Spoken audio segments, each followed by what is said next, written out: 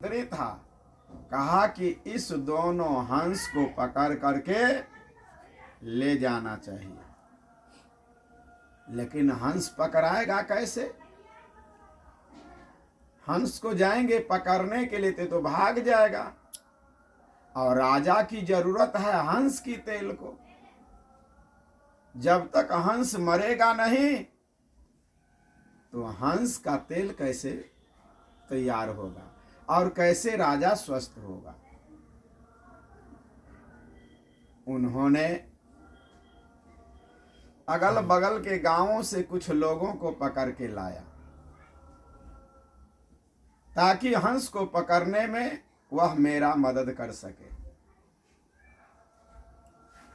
श्रोताओं, चारों ओर से जब प्रयास किया गया तो प्रयास करने से क्या नहीं होता, सार्थक प्रयास किया, हंस और हंसनी को पकड़ लिया और हंसनी को पकड़ करके राजा के दरबार में उपस्थित किया। राजा तुरंत आदेश दिया कि इस हंस और हंसनी को अच्छा अच्छा भोजन खिलाओ। यह हंस और हंसनी को ऐसा भोजन दो, ऐसा भोजन दो कि यह हंस और हंसनी जो है हट्ठा कट्ठा मजबूत हो जाए, ताकि तेल भी अधिक प्राप्त हो। श्रोताओं, प्रत्येक दिन उसको अच्छा अच्छा भोजन, अच्छा अच्छा दूध मिलता था। हंस और हंसनी मिल करके था तो जेल में, लेकिन फिर भी भोजन, इतना सुंदर भोजन मिलता था कि पहले वह हंस हंसनी जो आजाद था वह कभी नहीं खा पाया था। श्रोताओं, एक रोज बगुला का झुंड उड़ता जा रहा था। आप देखे होंगे कि हंस और बगुला दोनों का रंग जो है एकदम सफेद होता है। काफी दूर से जब आप देखिएगा तो हंस और बगुला में फर्क नहीं के बराबर लगता रहता है। बगुला देखा ये दो हंस को कितना सुंदर भोजन मिल रहा है, हम लोग भी हंस का भेष पकड़ करके यदि राजा के दरबार में आ जाए तो राजा हमको भी हंस समझ करके अच्छा भोजन देगा और राजा सम्मान भी करेगा। श्रोताओं, जब मारने की तैयारी हुई उस हंस को, तो हंस ने कहा कि हंस ने, अब राजा पहले तुमको मारेगा कि राजा पहले हमको मारेगा, इस बात को हम नहीं जानते हैं, न तू जानती है। चलो दोनों आदमी थोड़ा लाड़ प्यार कर लेते हैं। दोनों आदमी उस तालाब में लाड़ प्यार कर ही रहा था, तब तक में बगुला का झुंड अच्छा भोजन के लिए, अच्छा क्षीर दूध पाने के लिए आ गया। हंसनी ने कहा कि हंस से, हे हंस महाराज, अब अपने लोगों को इतना अच्छा भोजन नहीं मिलेगा, कारण हमारा आपका जो भगवान ने भेष बनाया है, रूप रंग बनाया है, वह रूप रंग तो बगुला पकड़ लिया है। अब अच्छा भोजन उन लोगों को मिलेगा। हंस ने कहा कि नहीं, हंस ने कहा कि नहीं, उसको मिलेगा भी तो वह खा नहीं पाएगा। क्यों? हमारे और तुम्हारे ओठ में जो ही दूध सटता है तो दूध फट जाता है। पानी को हम आप छोड़ देते हैं और उसमें जो सार वस्तु होता है छेना, उसको हम और तुम खा लेते हैं। बोगला की ये शक्ति नहीं है। राजा देगा भी उसको दूध पीने के लिए, तो दूध और पानी दोनों वो पी लेगा। कौन? बगुला। हंस कह रहा था हंसनी को। राजा ब्रह्मज्ञानी था। गुरु के आशीर्वाद से वह पक्षी का भी आवाज कुछ जानकारी हो जाती थी कि कौन पक्षी क्या बोलता है। पक्षी की भाषा जानने की कला थी उसमें, राजा में। कहा कि देखो ना, राजा तो देगा उसको भोजन, लेकिन वह पानी और दूध दोनों पी लेगा। हम लोग ज्यों ही चोंच डालते हैं तो दूध फट जाता है, खुआ हम लोग खा लेते हैं, और क्या होता है, हम लोग जो है पानी छोड़ देते हैं। ये शक्ति बगुला में नहीं है। रूप धारण करने से क्या होता है? हे प्रिय श्रोताओं, बगुला का जो झुंड जब आया तो उसमें जो सबसे हेड बगुला और नर मादा बगुली थी, दोनों आगे आया। तुरंत हंस को देख करके, हंस समझ करके राजा उसको भोजन दिया। श्रोताओं, हंस और हंसनी जो बातचीत की थी, वह बातचीत सुन लिया था राजा। राजा ने कहा कि ये जो दोनों हंस है उसको पकड़ लो, और पहले जो तुम हंस हंसनी को लाए हो उसको आजाद कर दो। इसको आजाद करो, क्योंकि ये बहुत दिनों तक यहाँ खा पी करके हट्ठा कट्ठा हो गया है। अब ये दोनों यहाँ नहीं रहना चाहते हैं। देखते हैं आज वह दोनों हिल मिल करके लाड़ प्यार कर रहे थे। दोनों अपने चोंच से चोंच में आनंद ले रहा था, इसलिए उसको चिंता है कि राजा हमको मार देगा, इसलिए इसको छोड़ दो।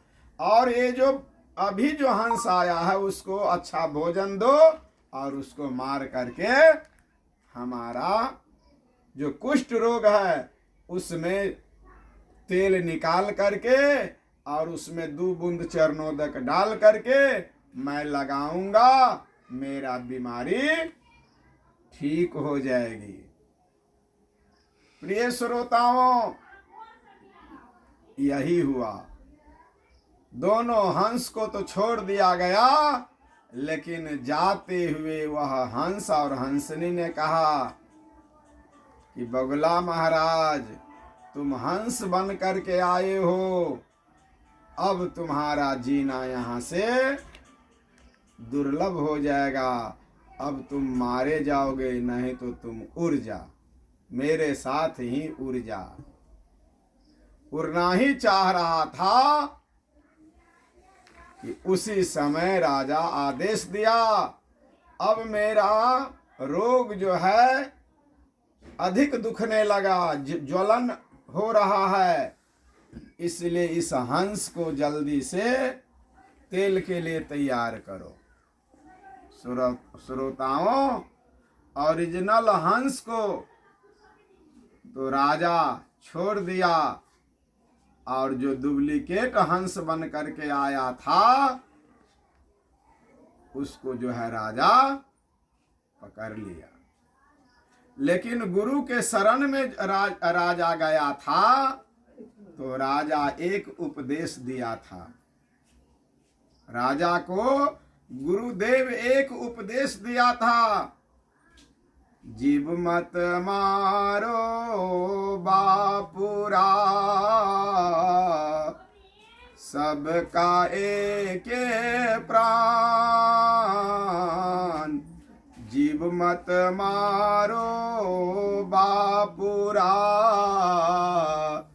सबका एके प्राण।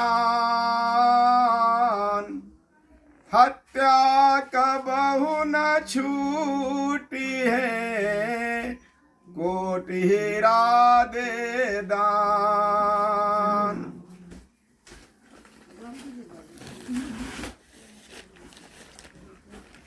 श्रोताओं,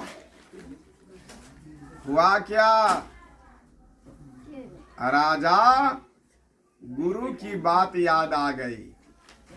राजा को गुरु की बात याद आ गई कि गुरुदेव कहा करते थे, तिल भर मछली खाई के कोटि गौ दिए दान। तिल भर मछली खाई के कोटि गौ दिए दान। काशी कर बटले मरे तो भी नरक निदान। सात समुद्र की मसी करो लेखन सब बन राय। धरती सब कागज करूं गुरु गुण लिखा न जाए। प्रिय श्रोताओं, वह हंस हंसनी को समझ में आ गया कि राजा अब मुझे पकड़ लिया है, अब जान मारेगा। वो दोनों हंस हंसनी दोनों लार प्यार जो ही करने लगे, उसी समय राजा का जो मंत्री था कहा कि रे मंत्री, जल्दी से तेल तैयार करो।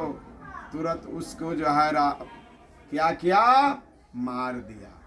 बात समझ में आई? हंस को मारने के बाद उसके अंदर एक ऐसा जगह होता है, उसको दवा बनाई जाती है। उससे क्या बनता है, तेल। और वह तेल बन जाने के बाद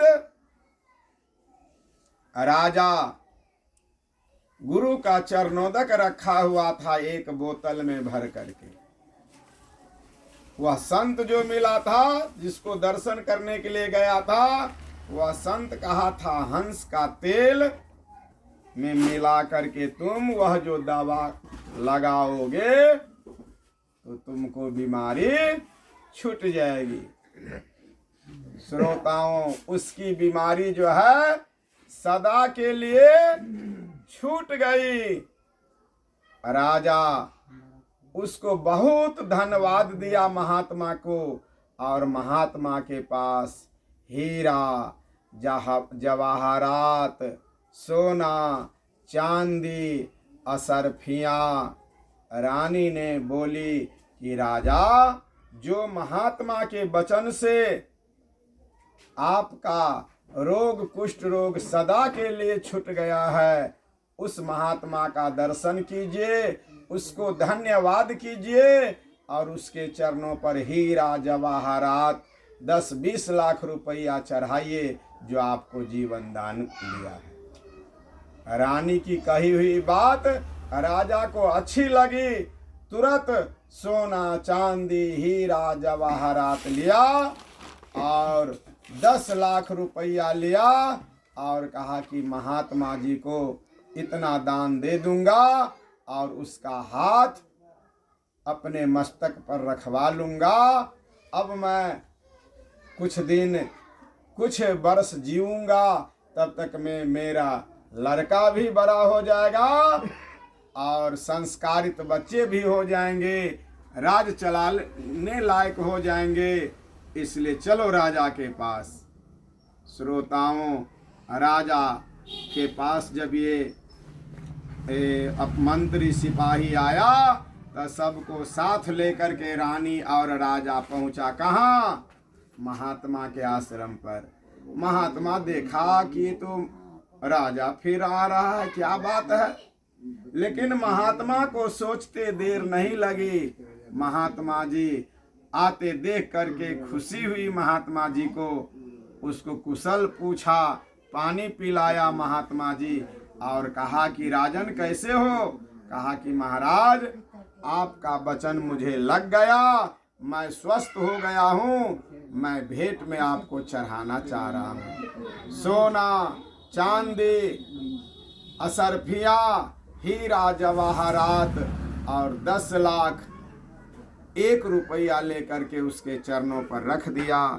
महात्मा जी आशीर्वाद दिया कि जाओ, अब तुम जो दिन गिन रहा था मरने के लिए, कब मर जाऊंगा कोई पता नहीं, अब जाओ, अब तुम्हारी आयु लंबी हो गई, बच्चे को संस्कार और शिक्षा दो। कहा कि महाराज एक और मेरी दूसरी प्रार्थना है, अपना हाथ हमारे इस बच्चे के हाथ पर मस्तक पर रख दीजिए ताकि वह कुशाग्र बुद्धि का हो। प्रार्थना सुन करके राजा को ये जानकारी मिलती है। रानी को बुलाई और रानी से कही कि रानी तू भी मत्था हाथ डलवा लो। राजा का बेटा और रानी स्वयं मिल करके महात्मा के चरणों में मत्था टेका, अनुनय विनय किया, प्रार्थना की। महात्मा अपना हाथ उसके मस्तक पर रख दिया, वह कल्याण हो गया। कुछ ही वर्षों के बाद वह अपने पद को सुयोग्य जान करके राज्य का उत्तराधिकारी बना दिया। बस इतना ही।